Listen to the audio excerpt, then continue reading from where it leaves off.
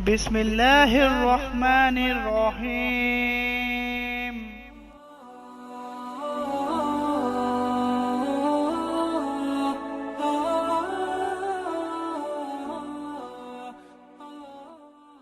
Membahas tentang kelahiran Nabi Sallallahu Alaihi Wasallam. Nabi Sallallahu Alaihi Wasallam berkata dalam sebuah hadis, "Ana ibnu Dzabihain." Saya keturunan dari dua orang yang hampir disembelih. Ismail alaihissalam oleh ayahnya Ibrahim dan Abdullah oleh ayahnya Abdul Muttalib. Baik.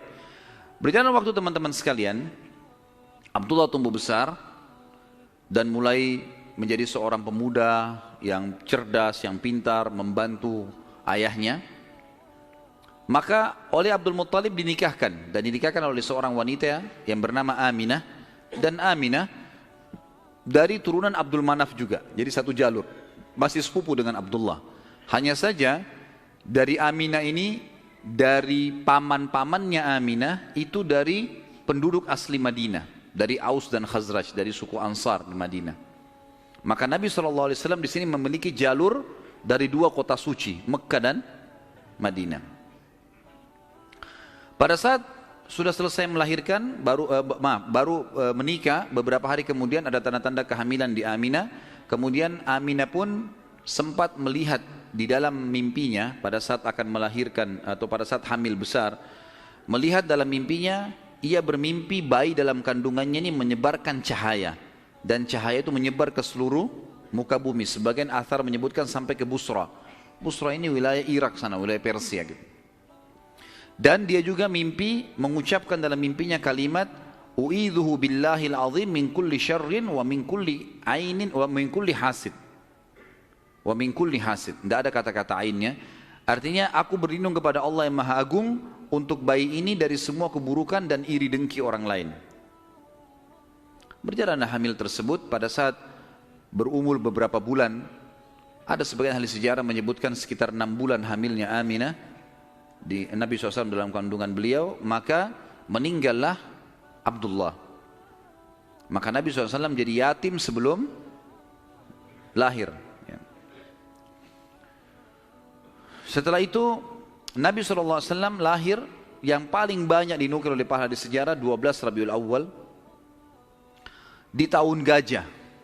Sudah kita sebutkan tadi, tahun gajah kejadian Ashabul Fil, dan tepatnya 50 hari setelah kejadian gajah itu, penghancuran gajah, 50 harinya disitulah lahir Nabi sallallahu alaihi wasallam.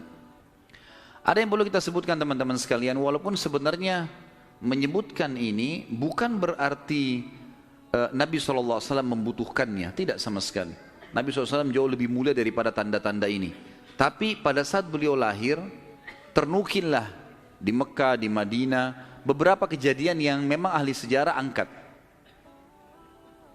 Yang pertama, kejadian yang unik pada saat Nabi SAW lahir adalah terlihatnya bintang Ahmad namanya.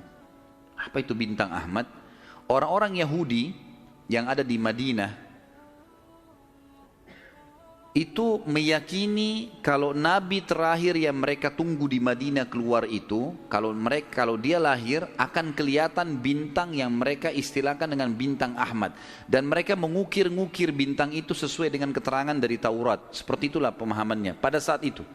Allahu a'lam tentang masalah kebenaran masalah bintang ini, tapi yang jelas kebenaran bintang itu bisa dipercaya atau tidak, karena kita dalam Islam tahunya bintang nggak boleh dipercaya gitu kan. Tapi ini pada saat itu dinukil oleh Hassan ibn Thabit radhiyallahu anhu, penyair Nabi SAW. Kebetulan umurnya dia beda 7 tahun dengan Nabi SAW.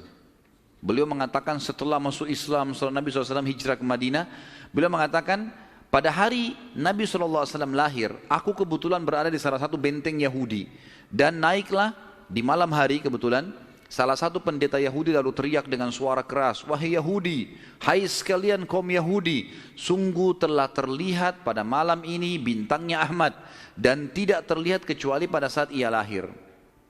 Dan menurut Hassan ibn Thabit radhiyallahu anhu, memang umurnya beda 7 tahun dengan Nabi SAW, dan pada hari itu memang hari kelahiran baginda Nabi SAW. Yang kedua, dinukil oleh para ulama tentang masalah kejadian-kejadian unik adalah Nabi SAW pada saat lagi Aminah melahirkan, maka dikatakan melahirkan tanpa ada rasa kesulitan sedikit pun. Jadi sangat mudah. Bahkan sebagian athar menyebutkan Aminah tidak dibantu oleh orang. Tiba-tiba Nabi SAW keluar begitu saja. Dan yang ketiga, pada saat lahir, maka Nabi SAW dalam kondisi mengangkat kepalanya ke langit.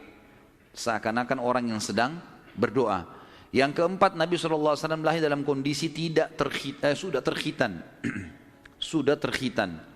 Yang kelima, Nabi SAW lahir juga tanpa terbebani lagi dengan sisa tali pusar. Udah nggak ada. Lahir sudah terkhitan, ya, lahir sudah tidak ada tali pusarnya. Sampai poin di sini, sampai poin kelima ini, 4 poin ya, karena poin pertama tadi itu kejadian di Madinah. Jadi 4 poin ini, Aminah melahirkan dengan sangat mudah, Nabi SAW seperti berdoa ke langit, kemudian terkhitan, kemudian tali pusarnya sudah terlepas. Maka Abdul Muttalib, kakeknya, bangga sekali datang, sangat senang pada saat itu. Dia berkata, sungguh pada cucuku atau anakku ini ada perkara besar. Lalu Abdul Muttalib pun membawa bayi Nabi SAW ke Ka'bah saat baru lahir, dan ia yang memberi nama Muhammad. وَلْتَكُنْ مِنْكُمْ أُمَّةٌ يَدْعُونَ إِلَى الْخَيْرِ وَيَأْمُرُونَ بِالْمَعْرُوفِ وَيَنْهَوْنَ عَنِ الْمُنْكَرِ وَأُولَٰئِكَ